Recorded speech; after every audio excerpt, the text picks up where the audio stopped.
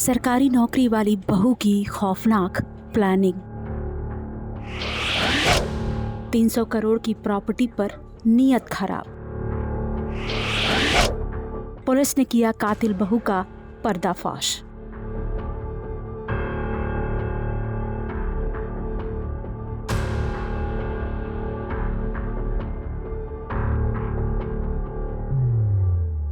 बाईस मई 2024 महाराष्ट्र का नागपुर शहर। सुनसान सड़क, आसपास घर भी हैं और कई स्कूटी भी खड़ी की गई हैं। देखने में रिहायशी इलाका लगता है, लेकिन सड़कें बिल्कुल खाली हैं। इसी खाली सड़क पर एक बुजुर्ग आपको बैग लेकर जाते हुए नजर आ रहे होंगे। शायद पहले भी वो इस रोड से बेखबर होकर गुजरे होंगे, लेकिन 22 मई 2024 को बुजुर्ग का सड़क पर यूं बेखौफ होकर चलना उन पर भारी पड़ गया, क्योंकि कोई था जो उनके मौत की प्लानिंग बहुत सालों से रच रहा था। और उसे कामयाबी मिली 22 मई 2024 को, जब इस बुजुर्ग को एक कार ने टक्कर मार दी, जिससे इनकी मौके पर ही मौत हो गई। 82 साल के इस बुजुर्ग का नाम है पुरुषोत्तम। पुरुषोत्तम की मौत पहले एक हादसा लगी, लेकिन पुलिस ने जब जांच की तो पता चला कि पुरुषोत्तम की मौत हादसा नहीं बल्कि प्लान्ड मर्डर है, जिसे प्रॉपर्टी की लालच में अंजाम दिया है पुरुषोत्तम की बहू ने।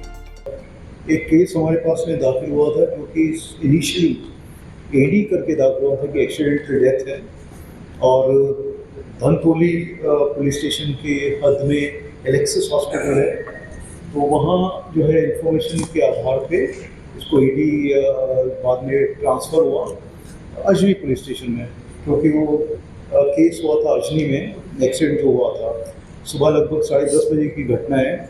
उसमें जो है एक सीनियर सिटीज़न थे जिनका नाम पुरुषोत्तम पुट्टेवार है।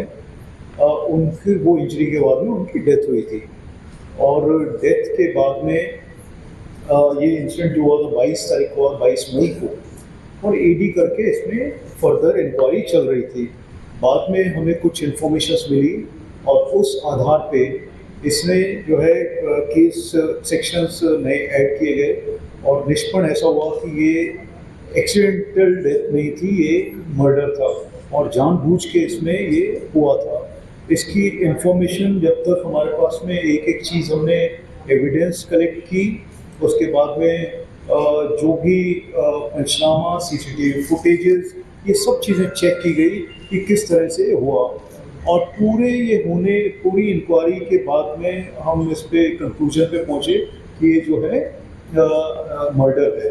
और उसके बाद में हमने इसमें 302 और 120B 120 भी इसमें जो है लगाया है। बाकी और सेक्शंस हैं इसमें, तो महत्वपूर्ण इसमें जो था 302। और ये जो पुरुषोत्तम जो थे, इनके ऊपर इससे पहले भी 2 बारी जानलेवा हमला या फिर एक्सीडेंट इसमें हुए। और ये एक्सीडेंट क्यों हुए? क्योंकि इसकी इंफॉर्मेशन भी हमारे तक नहीं पहुंची थी। तो ये इंफॉर्मेशन ना पहुंचना और इसमें क्यों ऐसा ये बार बार हुआ, और थर्ड टाइम की जांच चलेगी इसमें। इन्वेस्टिगेशन में फर्दर पता चला कि इसमें कई लोग इन्वॉल्व थे, और उनमें से जो मुख्य जो इसमें अरेस्ट हुए उसमें एक अर्चना पुट्टेवार करके हैं, उनको अभी तक हमने अरेस्ट किया है। उसके अलावा नीरज निमजे हैं, वो है, दूसरा सचिन धारणे है, और सार्थक बागड़े। ये जो है 4 लोग इसमें अरेस्ट हैं, और 2 और भी हमारे अभी ताबे में, कस्टडी में हैं, और वो भी अरेस्ट हो जाएंगे अभी। तो इस तरह से लगभग 6 लोग इसमें हमारे हिरासत में हैं। और इसमें जो पता चला अभी तक वो है प्रॉपर्टी डिस्प्यूट था, जिस प्रॉपर्टी की वजह से ये हुआ।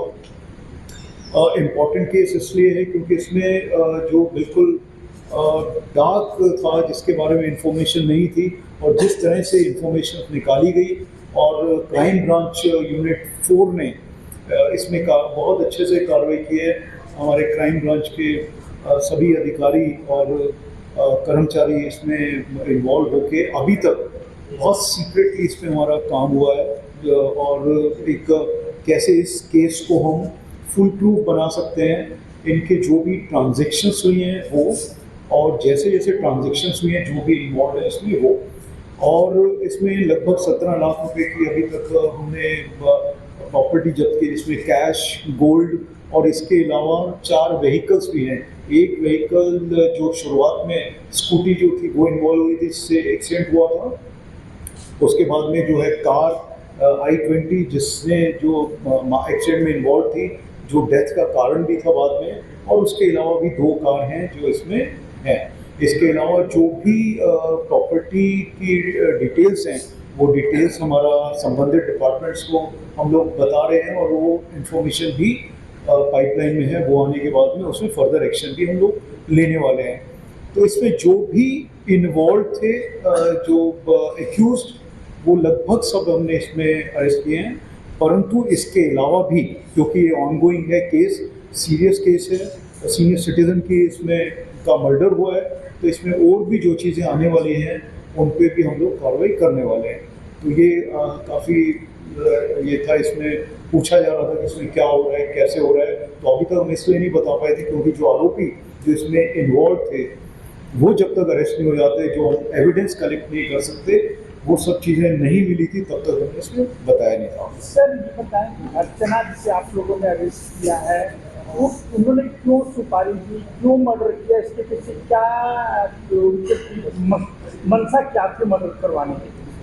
देखिए, जो एक इसमें महिला एक्यूज है अर्चना पुट्टेवाल, तो अभी जो हमारे सामने आया है वो इसमें है प्रॉपर्टी का, जो प्रॉपर्टी इनकी जो प्रॉपर्टी है उस प्रॉपर्टी को लेके इनका डिस्प्यूट चल रहा था, और ये प्रॉपर्टी उनके इस ताबे में आए, वो इसमें लेना चाहती थी। इसका मूल कारण है अभी तक जो सामने आया वो ये है। इनकी कई सारी प्रॉपर्टीज़ हैं। एक जो मेन प्रॉपर्टी है वो है कुंड खाना करके एक जगह है, जो कि लगभग 5500 स्क्वायर फीट की प्रॉपर्टी है, और इसके अलावा ये एंसेस्ट्रल प्रॉपर्टी है। इसके अलावा कुछ शॉप्स हैं, कमर्शियल प्रॉपर्टीज़ भी हैं, वो भी हैं। तो जो अभी तक लगभग सामने आया वो 20-22 CR के करीब इसमें प्रॉपर्टी का सामने आया है। सर ये पूरा मामला कॉन्ट्रैक्ट किलिंग का बताया जा रहा है, कितने में कॉन्ट्रैक्ट दिया गया था, पेमेंट कितना हुआ था, कैसे प्लान किया गया था? देखिए, ये जो है अभी चल रहा है, और इसमें हमें जो मिला है, इसमें ट्रांजैक्शन मिला है, कितना पैसा दिया गया है, किसको दिया गया, किसके थ्रू दिया गया, ये सब हमारे पास में आ गया। अमाउंट आंकड़ा आपको बता दें कि अर्चना महाराष्ट्र के गढ़चिरौली में टाउन प्लानिंग ऑफिसर थी, लेकिन फिर भी अर्चना की नज़र ससुर की 300 करोड़ की संपत्ति पर थी, जिसे उसके ससुर अपनी बेटी के नाम करना चाहते थे। लेकिन ये बात अर्चना को इतनी नागवार गुजरी कि उसने अपने ससुर को मारने के लिए अपने ड्राइवर की मदद से भाड़े के हथियारे खरीदे, और उन्होंने 1,76,000 रुपये में पुरानी कार खरीदी। इसी कार से पुरुषोत्तम को टक्कर मारकर मौत के घाट उतार दिया गया। कार की हालत देखकर आप समझ सकते हैं कि कार की टक्कर कितनी ज़बरदस्त थी। कार के परखच्चे उड़ चुके हैं। मर्डर को एक्सीडेंट दिखाने के लिए अर्चना ने पूरी तैयारी कर ली थी, लेकिन पुलिस ने अर्चना का भांडा फोड़ दिया। ब्यूरो रिपोर्ट, क्राइम तक।